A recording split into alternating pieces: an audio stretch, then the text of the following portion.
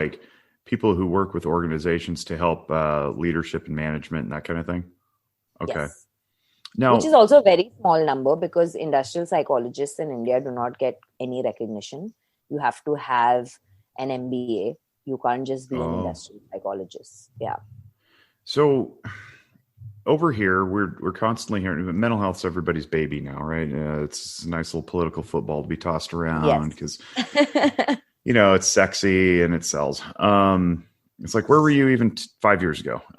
But all right. So there's all these efforts to increase the workforce, quote unquote. And usually what that translates into is talk therapists. They want more therapists. And I happen to fall into this, I think probably slightly unpopular camp that says humanity made it, 40,000 years or so in its current form without our profession by leaning into each other through our communities and our families.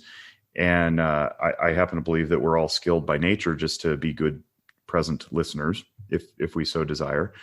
And I would favor more putting money into those lower level educational status jobs like case manager and peer support specialist and wraparound service coordinator and that kind of thing. Over there, it sounds like they're not funded. Over here, I know that they're not funded, except maybe with a grant here or there. But is that reasonable? Like, can we just start like coaching people who have a desire to be helpers, like be in the helping profession when they're in middle school or high school, and shoo them into this profession and be like, hey, we'll credential you just like we credential anybody else to do, auto mechanics or whatever. But we're not going to make the bar so high that we require you to go to graduate school just to help, because there's so many people who need help. I don't know. What's the solution? Maybe I'm dreaming. Yeah, I'm a little divided on this concept because I do believe that, yes, there needs to be the way peer support is portrayed or is seen is generally as your friends sitting with you and telling you that things will be fine, at least in this part of the world. That's how it is. We just got a certification for that like a year ago, maybe it was a year and a half ago, so it's brand new here too. We don't have this. What we do have is we have two organizations two that I know of course, in India that train people in the community to be primary respondents. That's okay. They're training people to be able to pick up on and respond appropriately to a mental health need in your community. Right. Okay. And you have to renew your course every year. You can't just get the degree. You can't just do a 3-month course once and then be able to practice it for lifetime. It doesn't work like that. So that's something that's happening here and is picking up. So there you can be a primary mental health respondent. You can be a primary suicide respondent. Where do those people work? So this is not a full-time employment. This is just something you're doing to benefit your own life and your community, because it's like learning CPR. Right. Okay. That's cool though. Yeah. I like that. Yeah. It's an equivalent to learning CPR, but it's a mental health need rather than a physical need. And CPR is not something we learn in Indian schools, etc. It doesn't happen. So I'm just like bringing that in.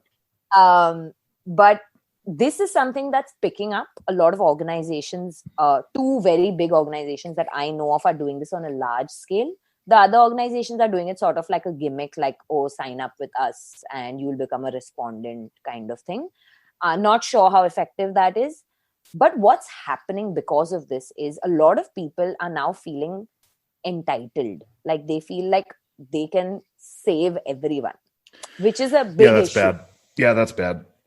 Unintended consequence. Yeah, which is the double-edged sword with this whole thing. When you spoke of the lower educational people being given more opportunities, the problem is that the lesser knowledge you have, the more the ignorance is so high that you think that it just creates too many problems. Yep.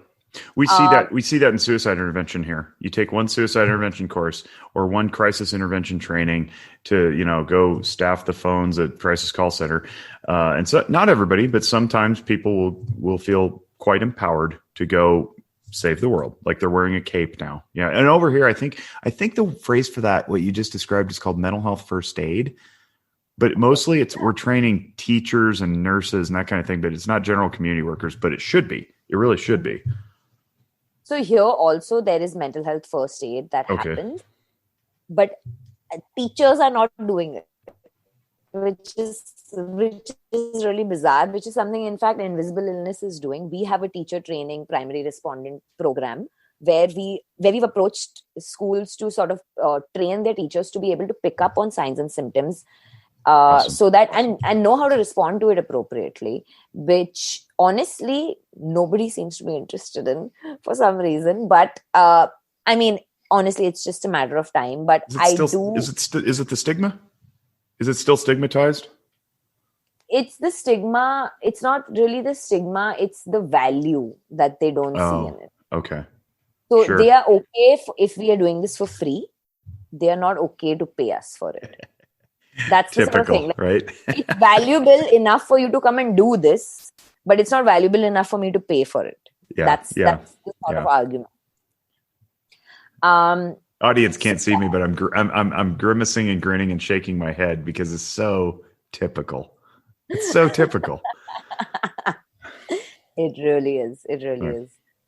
And so when you say that, I just feel like there's a double-edged sword there when we're trying to empower people who are not completely educated in the sector.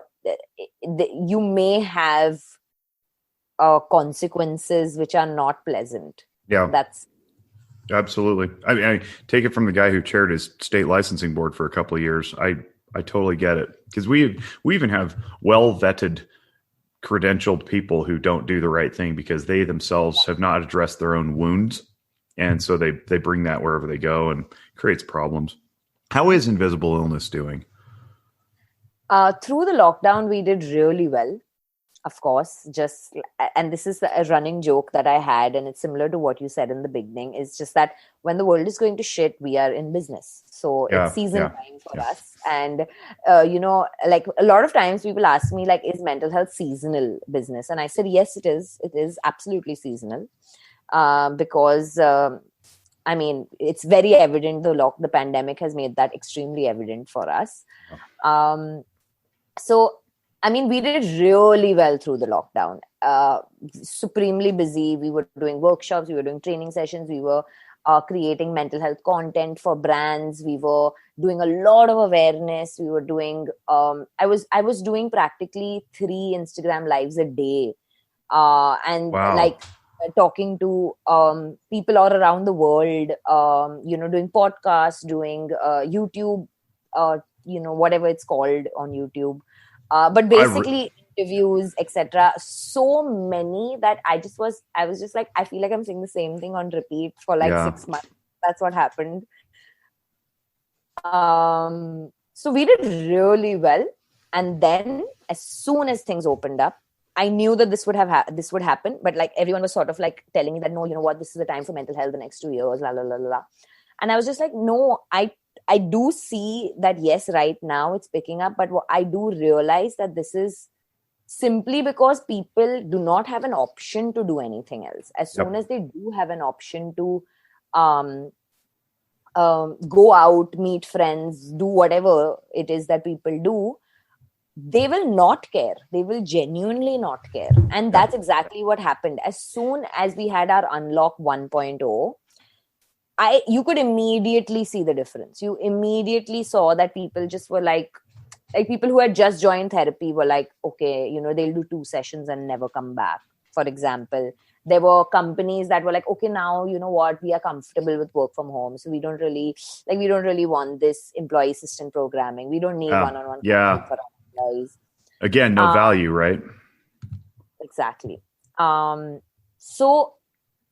as the unlock progressed, we saw that just increase. Like we just saw that people were like, okay, you know what? This is not that important as we thought it was.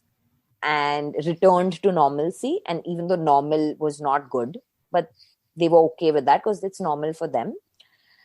So yeah, we initially did well, and then eventually, I think it's just that people stopped valuing it. So, I'm looking for something here in my drive I was going to show you, but I'll just tell it to you because it doesn't really matter, and you're going to picture it in your head anyway, and the audience can't see it. But so the Centers for Disease Control in the U.S. Collects all of our illness data. I didn't know this until I attended a workshop by total accident. It was something I got in my email, and I was like, "Oh, that looks interesting." And it had to do with mental health in the construction industry. I was like, "Oh, I don't know." It was a free 1-hour webinar. I just dropped in. We get a lot of construction going on in our area, so business is booming and whatnot. I was like, "Oh, that might be relevant." And this gal presented a slide of some data that I had never seen before. And apparently the CDC has been doing this for years, where they do random polling on people's mental health condition throughout the year. They do it like January through June, and then they pick it up again in July, or January through July. They pick it up again to August and the end of the year. So she goes, check this out. In 2020, the January to July data, they measure anxiety symptoms, depressive symptoms, and then either one or the other. And from 2019, in the same period, the U.S. across the board, regardless of age or demographic, recognized a 4 to 5-fold increase in anxious and depressive symptoms. It was unbelievable. And the most affected groups were the 18 to 24 age group. And then interestingly, it slowly declined as you got older. So the oldest population actually suffered the least. I'm guessing, if I had to just speculate, it's probably because they've lived more life and they've got more distress tolerance, as people tend to do when they age. But it was really fascinating to me to see this trend. So then I scrolled through the data, right? So I was like, this is fascinating. So I go to the website and I started pawing through it myself. And there's a trend line, and it goes from March, when the lockdowns began, where it just spiked, right? To July. And there was a dip in May. And in May was when, like you referenced, like Unlock 1.0 or whatever they called it, because every government project has to have a brand, right? Yeah. Ours was whatever they call it, the phases, phasing out or phasing in or whatever. And I watched it go whoop. And then when things started to spike and they locked everybody back down again, whoop, right up again. I was like, this is it. This can't be any clearer. We need human connectivity. Like, we absolutely need it. And to your point about invisible illness, like not doing as much business when everybody came out of their homes. I had a supervisor. She's actually on the show just a couple episodes ago. Gail Falstich once told me, summertime is slow for therapists because the sun comes out and everybody's problems go away. I was like, that is true. And school's out, right? So there's fewer eyeballs on the kids to like bring problems to the parents' attention. But yeah, what is the weather like, by the way? What's your climate in Mumbai right now? Yeah, this is what we call cold. It's 25 degrees Celsius. Yes. So it's like 80. Or something like that, 78. And for us, it's like, ooh, there's a nip in the air. We can wear, like, I'm wearing a sweater. Like, I can't even. So this is winter. This is winter for you then. This is winter. And summer's what, like 9? Like what would it be, like 35 Celsius? It goes up to 40 degrees Celsius. Yeah. That's hot. That's like 110 or something. It's crazy. Yeah. I'm translating it to Fahrenheit because we use Fahrenheit. I understand. So do you see, I guess the question is, do you see the seasonal stuff without a pandemic?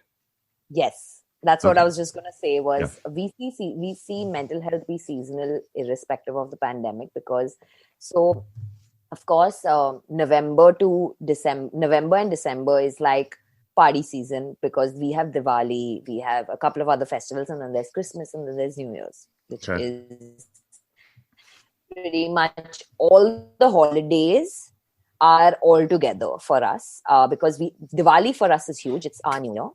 It's the Hindu New Year. So it's a huge, huge, huge festival around the country. So we get a substantial amount of days off. And then there are a couple of other holidays along with Diwali that come.